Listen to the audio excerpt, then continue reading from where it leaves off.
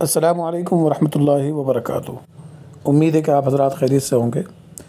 آج ہم بات کرتے ہیں کہ روزمرہ کی گفتگو میں لفظوں کا انتخاب جو ہے وہ مناسب انداز کا ہونا چاہیے، اور ایسا ہونا چاہیے جس سے تہذیب اور شائستگی جھلکتی ہو۔ اس کی کچھ مثالیں آپ کے سامنے پیش کی جاتی ہیں۔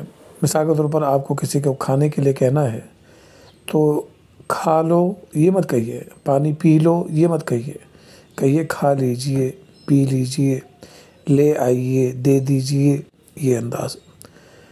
کہیں پر اپنی بات رکھنی ہو تو یہ نہ کہیے کہ میرا فیصلہ یہ ہے، بلکہ اسی جگہ کہیں میری رائے یہ ہے، میں سمجھتا ہوں،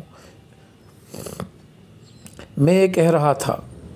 اس طرح کا جملہ استعمال نہ کریں، بلکہ اس کی جگہ کہیں میں عرض کر رہا تھا۔ اس سے تواضع بھی ظاہر ہوگی اور گفتگو کا سلیقہ بھی ظاہر ہوگا۔ کسی کو یہ نہ کہیں کہ مجھے تم سے کام ہے، بلکہ یہ کہیں کہ مجھے آپ سے کچھ کام ہے۔ تم کا استعمال نہ کریں بلکہ آپ کا استعمال کریں، یا یہ کہہ دیں کہ آپ کو تھوڑی زحمت دینی ہے۔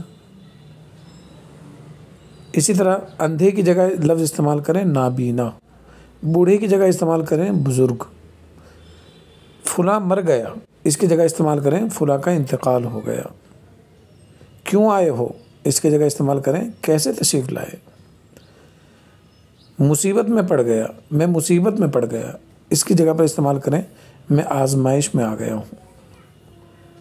آپ غلط کہہ رہے ہیں، اس کی جگہ استعمال کریں میری ناقص رائے یہ ہے کہ یہ بات اس طرح ہے، یعنی اپنا موقف رکھیں اور ان کے خلاف جو نظریہ آپ کا ہے اس کو پیش کرتے ہیں۔